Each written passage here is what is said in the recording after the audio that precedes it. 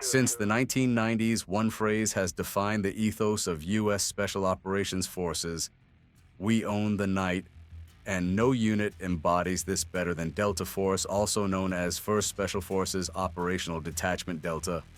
Trained for the most dangerous missions, they are the tip of the spear, specializing in counterterrorism, direct action, and hostage rescue. But how do they achieve dominance in the dark? It starts with technology. Delta Force operators wear state-of-the-art gear. The GPNVG-18 panoramic night vision goggles are their signature tool.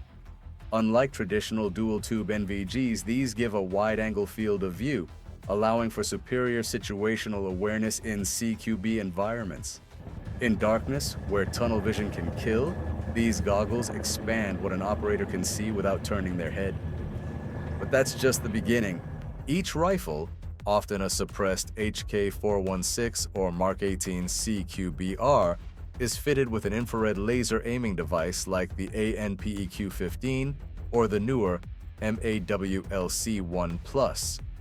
These lasers are invisible to the naked eye, but through NVGs they appear as brilliant beams, allowing precise shooting without using visible light. Operators communicate silently too, with hand signals visible only under IR. Insertion is a science. Delta Force relies heavily on the 160th Special Operations Aviation Regiment, also known as the Night Stalkers.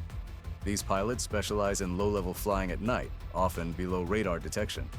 Their aircraft, the MH-60 Blackhawk and the MH-47 Chinook, are equipped with terrain-following radar, FLIR turrets, and redundant navigation systems. Every flight is meticulously planned. Routes are rehearsed, danger zones are marked. These aircraft run blacked out. No visible lights, no radio chatter unless absolutely necessary. Inside the aircraft, operators do final checks. NVGs are flipped down, lasers zeroed, magazines loaded, gloves adjusted. Each man carries breaching charges, bolt cutters, sidearms, and often a backup NVG set. Even their uniforms have IR reflective patches to distinguish friend from foe. Preparation is relentless. Delta Force doesn't walk into targets blind. Before a raid, they study satellite imagery, blueprints, drone footage, even build full-scale mock-ups of the objective. They rehearse every movement down to the second. The mission commander breaks down the plan: infiltration routes, entry points, breach times, and contingencies. Every man knows what to do if comms go down, if a door won't blow, or if a hostage runs the wrong way. Training is where they forge muscle memory.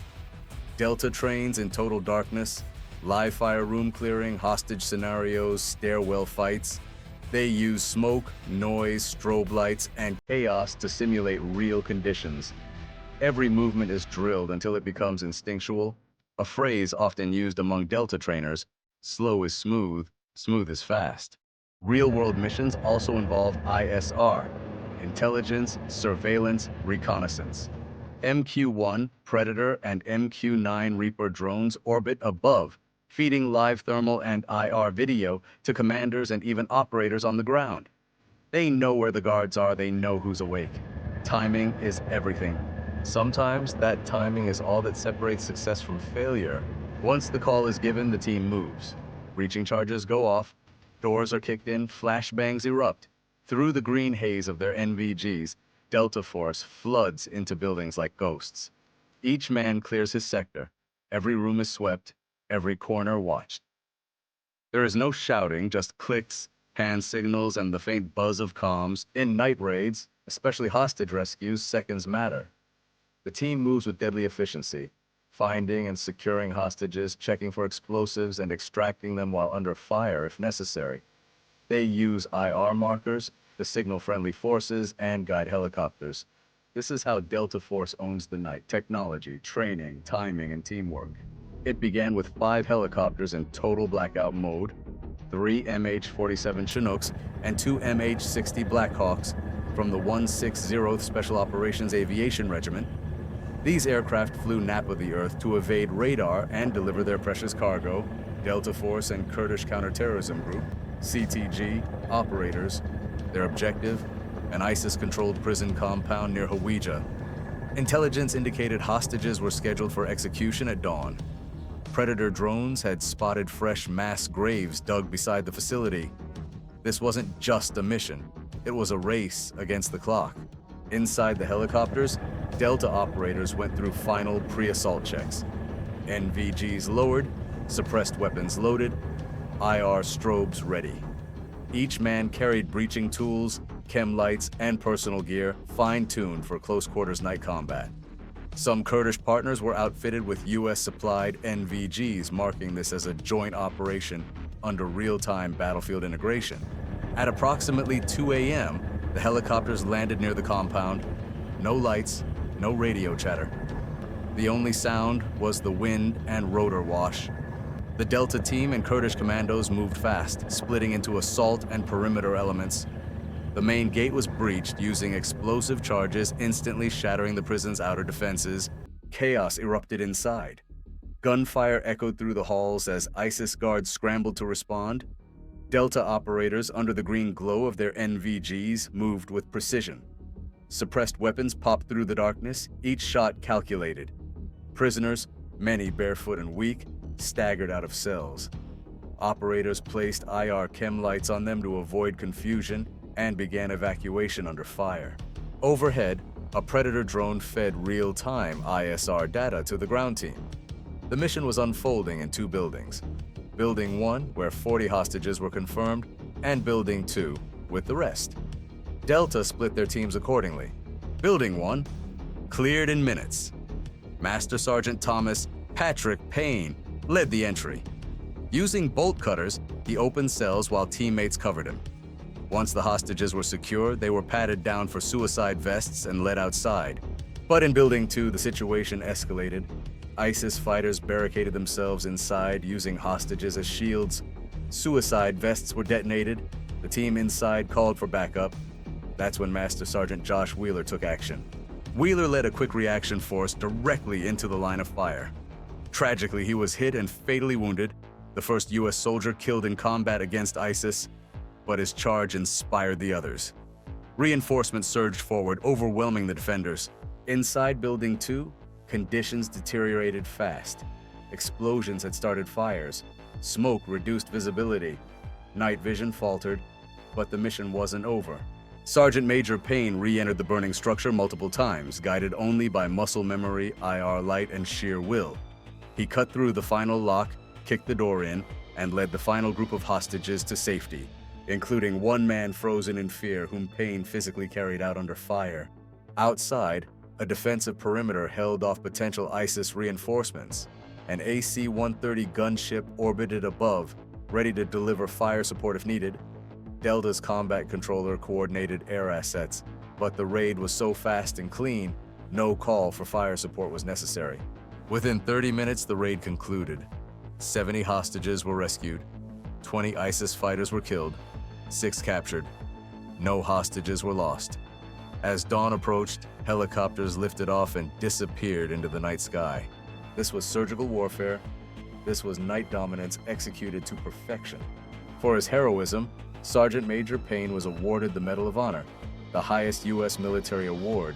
He was the embodiment of Delta Force's creed: no man left behind, no matter the risk. The Houija raid remains one of the most successful special operations missions of the 21st century.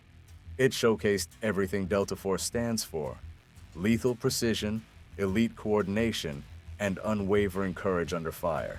As long as darkness covers the battlefield, America's night warriors will stand ready, and when the call comes, Delta Force will answer, swift, silent, and unstoppable. Delta Force was forged for the night. Born from the lessons of counterterrorism failures in the 1970s, the unit's structure was influenced heavily by the British SAS and refined through America's unique battlefield experience. Over decades, they've honed a doctrine that makes them surgical, silent, and devastating in darkness. At its core, night dominance for Delta Force is about layered capability, superior gear, relentless training, interagency intelligence, and battlefield adaptability. It's not about technology alone. Night vision is an advantage, but it's the use of it that defines success. Delta operators rehearse in smoke-filled rooms, in blackout conditions, with strobe lights, gunfire, and screaming voices, because the fog of war doesn't stop just because you can see in the dark. The tech is evolving. Night vision systems are no longer standalone devices.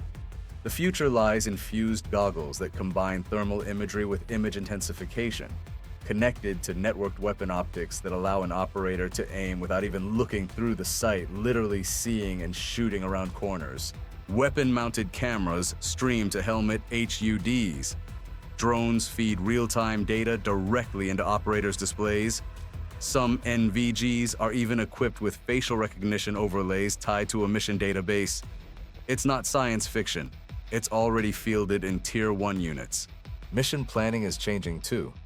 With digital replicas of buildings and compounds, Delta teams now conduct virtual walkthroughs before stepping into real-world danger. Rehearsal time has gone from hours to days of data-fed preparation. The mission may be brief, but the training behind it is endless. Delta Force has conducted hundreds of nighttime raids since 9/11. Some are high-profile, like the capture of Saddam Hussein or operations against Al-Qaeda and ISIS. Others will never be made public, but all share common traits: shock, speed, coordination, and surprise. In most cases, the enemy never even sees them coming. What also sets Delta apart is integration. On any given night, a Delta raid may include signals intelligence intercepts by NSA-linked units, ISR drones flown by CIA or JSOC assets, gunships from the Air Force's 4th Special Operations Squadron, medical evacuation birds on standby, linguists, cultural experts, and even embedded allied special forces. This orchestration is invisible to the enemy, but to Delta it's the norm. But night fighting comes with cost. The darkness gives advantage, but not invincibility. Operators like Master Sergeant Josh Wheeler gave their lives so others could live. Delta's ethos demands it, no man left behind. And in the world of hostage rescues and high-stakes raids, that creed is not metaphorical. But night fighting comes with cost. The darkness gives advantage, but not invincibility. Operators like Master Sergeant Josh Wheeler gave their lives so others could live. Delta's ethos demands it, no man left behind. And in the world of hostage rescues and high-stakes raids, that creed is not metaphorical. And the next generation is already here. Selection is grueling. Few make it. Even fewer earn the right to go on real-world missions. But those who do carry with them a standard unlike any other. Every night op is a promise to bring back the hostage, to find the high-value target, and to finish what others can't. If you found value in this deep dive into Delta Force's nighttime operations, make sure to hit that like button and subscribe to the channel. And if there's a topic, unit, or mission you'd like me to break down next, drop it in the comments.